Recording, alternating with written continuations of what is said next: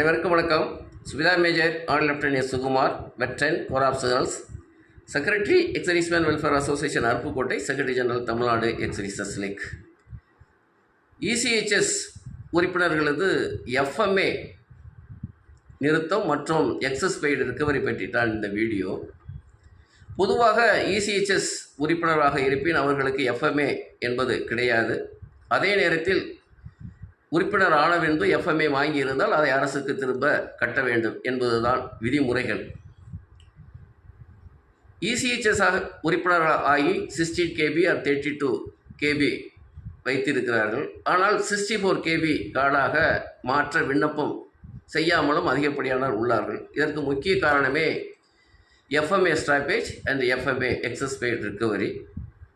ஒரு சிலர் அந்த 32 KB கார்டு வைத்திருப்பவர்கள் 64 KB கார்டுக்கு விண்ணப்பித்தும் கார்டு வந்த பின்பு வாங்காமல் உள்ளார்கள். அதற்கும் காரணம் இந்த FMA stoppage excess paid recovery தான். ஒரு சிலர் புதிதாக இசிஹெச்எஸ் உறுப்பினர் ஆக விரும்புகின்றார்கள். அவர்களுக்கும் இந்த எஃப்எம்ஏ ஸ்டாப்பேஜ் என்பது உண்டு. அத்துடன் 1 ஜனவரி 1996க்கு பின்பு ஓய்வு பெற்றிருந்தால் தற்போது உள்ள இந்த இசிஹெச்எஸ் சப்ஸ்கிரிப்ஷன் தொகை என்பதை கட்ட வேண்டும். மாதத்தில் 4-5 கேஸ், அதாவது முன்னாள் முப்படைவீரர்கள் இந்த அவசர சிகிச்சை, உடனடி சிகிச்சை தேவை என்று வரும்போது தான் அவர்களுடைய இசிஹெச்எஸ் கார்டை பற்றி தேடுகின்றார்கள், பார்க்கின்றார்கள். அப்பொழுதுதான் தெரிய வருகிறது அந்த 64 KB கார்டாக மாற்றவில்லை என்றும், அதே நேரத்தில் FMA stoppage and excess paid recovery என்பதை கட்டவில்லை என்பது தான். பொதுவாக முதல்ல இந்த FMA stoppage and excess paid recovery என்பது ஃபர்ஸ்ட் மைக்ரேட் ஆனதுக்கப்புறம் கொஞ்சம் காலதாமங்கள் ஆயிடுச்சு, அதிகமாகவே காலதாமங்கள் ஆயிடுச்சு. சர்வீஸ் ரிக்வெஸ்ட் போட்டாலும் ஸ்டாப்பேஜ் ஆகிறது கிடையாது, ரிக்கவரியும் கேட்டபடி ஆகிறது கிடையாது. ஆனால் இப்பொழுது பிசிடிஎஃப்எஸ் அந்த சர்க்குலர் நம்பர் 225 படி அவர்கள் உடனடியாக ஸ்டாப்பேஜ் செய்திருக்கிறார்கள், சர்வீஸ் ரிக்வெஸ்ட் சப்மிட் பண்ண உடனே. அதே நேரத்தில் எக்ஸஸ் பெய்டு ரிக்கவரிக்கு நம்ம கிரீவியன்ஸ் போட்டாலும் அது எவ்வளவு அமௌண்ட் நம்ம எக்ஸஸாக வாங்கி இருக்கிறோமோ அந்த அமௌண்ட்டுக்கும் இந்த முறைப்படி ரிக்கவரி ஸ்டார்ட் பண்ணிடுறாங்க. இது பற்றி தான் அது ஒரு விரிவான வீடியோ. பர்ஸ் மைக்ரேட் ஆனவர்கள் பர்ஸில் எப்படி அந்த எஃப்எம்ஏ ஸ்டாப் பண்ணணும், அத்துடன் எக்ஸஸ் பெய்டு எஃப்எம்ஏ ரிக்கவரி இருப்பின் அதை எப்படி முறைப்படி அதை திரும்ப அரசுக்கு கட்ட வேண்டும் என்பது பற்றி தான் இந்த வீடியோ ஒரு ப்ரொசீஜர். இந்த வீடியோவில் மேற்படி விரிவாக பார்ப்போம். Welcome. Veterans welfare Aruppukottai YouTube channel. முன்னாள் படைவீரர்கள் விழிப்புணர்வு மற்றும் நலனுக்காக வெட்டரன்ஸ் வெல்ஃபேர் அருப்புக்கோட்டை யூடியூப் சேனலை சப்ஸ்கிரைப் செய்து பார்த்து பயன்பெறலாம். Sparsh FMA stop and excess paid FMA recovery procedures as per PCD circular number 225 பற்றி தான். இப்போது முதல்ல ஃபஸ்ட்டு நம்ம எஃப்எம்ஏ ஸ்டாப் பண்ணணும்னா உறுப்பினராக ஆக வேண்டும் என்றாலும் சரி, அதாவது ஏற்கனவே உறுப்பினராக இருந்து அவர்களுடைய எஃப்எம்ஏ ஸ்டாப் ஆகவில்லை என்றால் அதுக்கு service request purse migrated pensioners இந்த சர்வீஸ் ரிக்வெஸ்ட்டு பர்ஸில் அவங்க லாகின் பண்ணிவிட்டு சர்வீஸ் ரிக்வெஸ்ட்டில் போய் நீங்கள் போட்டாச்சுன்னா அந்த சர்வீஸ் ரிக்வெஸ்ட்டில் கீழே எஃப்எம்ஏ வரும். FMA stoppage of medical allowances. இதில் நீங்கள் அதில் fixed medical yes and no இருக்குது. நோவை கிளிக் பண்ணி சப்மிட் பண்ணியாச்சுன்னா ஒரு சர்டிஃபிகேட் வரும். அந்த சர்டிஃபிகேட்டில் ஃபஸ்ட் சர்டிஃபிகேட்டில் எஸ் கிளிக் பண்ணி சப்மிட் பண்ணியாச்சுன்னா உங்களுக்கு அந்த ஐடி நம்பர் கிடைக்கும். அந்த ஐடி நம்பரை நோட் பண்ணி வச்சுக்கலாம். அதே நேரத்தில் நீங்கள் ஸ்டாக் ஸ்டேட்டஸில் போயும் அதில் பார்த்தா தெரியும், அதில் எஃப்எம்ஏ ஸ்டாப்பேஜுக்கு நீங்கள் சர்வீஸ் ரிக்வெஸ்ட் அனுப்புனது. Secondly FMA excess paid recovery அப்படிங்கும்போது நம்ம அந்த இசிஹெச்எஸ் உறுப்பினராக எப்போ ஆனோம் அப்படிங்கிறது நம்ம கார்டில் இருக்கும். அந்த 16 KB கார்டுலையோ 32 KB கார்டில் எப்போ உறுப்பினர் ஆனோன்னு இருக்கும். இந்த கார்டை பொறுத்தவரையில் அவர் மே 2006 உறுப்பினர் ஆகியிருந்திருக்கிறாரு. அதனால் மே 2006 அவர் எப்போ அவர் அந்த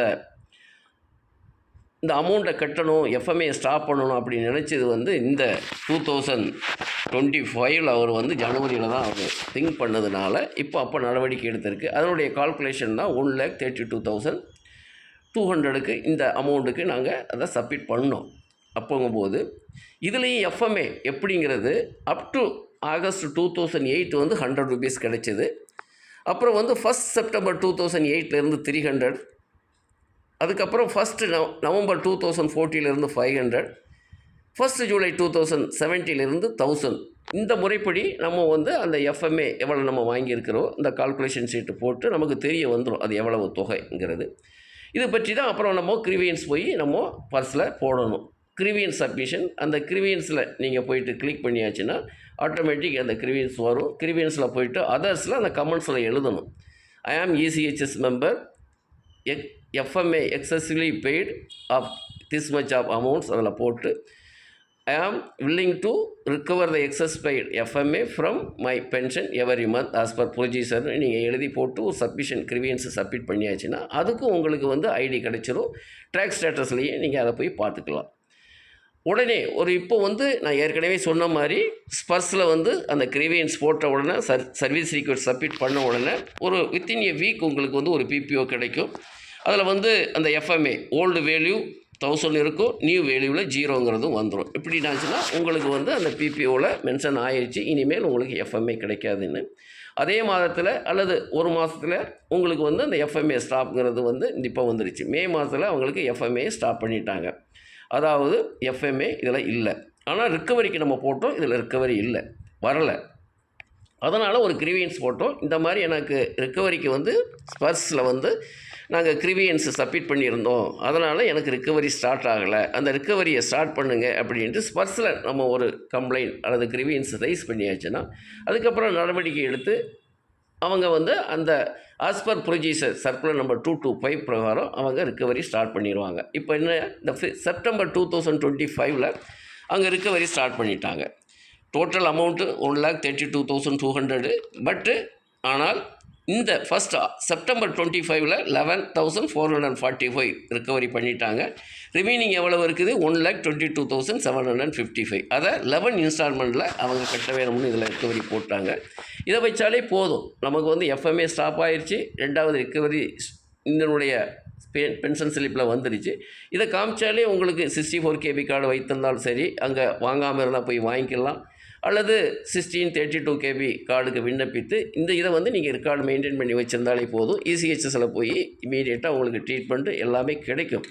இருந்தாலும் இசிஹெச்எஸில் நீங்கள் எஃப்எம்ஏ ஸ்டாப் பண்ண உடனே நீங்கள் இசிஹெச்எஸ் ஃபெசிலிட்டி அவாய்ட் பண்ண முடியும். அப்புறம் இந்த ப்ரொசீஜரை ஸ்டார்ட் பண்ணணும், இந்த ரிக்கவரிக்கு உண்டானது.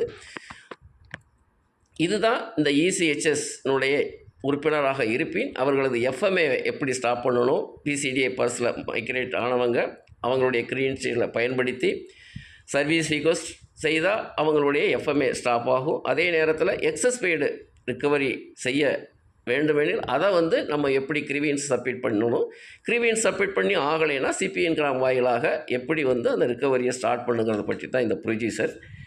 இது இசிஹெச்எஸ் உறுப்பினர்கள் முக்கியமாக இந்த 16 KB 32 KB வைத்திருப்பவர்கள், இதுவரைக்கும் 64 KB கார்டாக விண்ணப்பிக்காமல் உள்ளவர்கள் கண்டிப்பாக அவர்கள் வந்து இந்த எஃப்எம்ஏ ஸ்டாப் பண்ணி இந்த எக்ஸஸ் பெய்டு ரிக்கவரியை கட்டுறதுக்கு முயற்சி செய்யணும். ஏன்னா நம்மளது வாழ்க்கையில் எப்போ வந்து இந்த அவசர சிகிச்சை என்று வருவது தெரியாது. ஏன்னா நாங்கள் சந்திச்சுக்கிட்டு இருக்கிறோம், சங்கத்தை பொறுத்தவரையில் மாதத்தில் 3-4 கேஸ் வந்து தொடர்ந்து வந்துக்கிட்டு தான் இருக்குது. கேட்டாச்சுன்னா 16 KB 32 KB ஆனால் விண்ணப்பிக்கலை. ஒரு சிலர் எப்படி வர்றாங்கன்னா இசிஹெச்எஸ் கார்டுக்கு விண்ணப்பிக்காமல் இருக்கிறாங்க, அவசர சிகிச்சைன்னு வர்றப்போ தான் அவங்களுக்கு வந்து நாங்கள் இசிஹெச்எஸில் உறுப்பினர் ஆகணும் வர்றாங்க. அப்படிங்கும்போது உறுப்பினர் ஆகிறவங்களுக்கு என்ன வேணும், என்ன செய்ய வேண்டியிருக்குன்னா எஃப்எம்ஏ ஸ்டாப். அதே நேரத்தில் 96க்கு பின்னாடி அவங்க ரிட்டையர்ட் ஆகியிருந்தால் அவங்களுக்கு வந்து அந்த கட்டண தொகையை கட்ட வேண்டியது இருக்குது. ஆனால் ஒரு சில டைம் எடுக்கும், நாட்கள் எடுக்கும் இந்த வேலைகள்லாம் செய்கிறதுக்கு. ஆகையால் உறுப்பினர் ஆகாதவர்கள் கண்டிப்பாக அவர்கள் இசிஹெச்எஸ் உறுப்பினர் ஆவதற்கு அந்த எஃப்எம்ஏ ஸ்டாப் பண்ணி உறுப்பினர் ஆக வேண்டும்.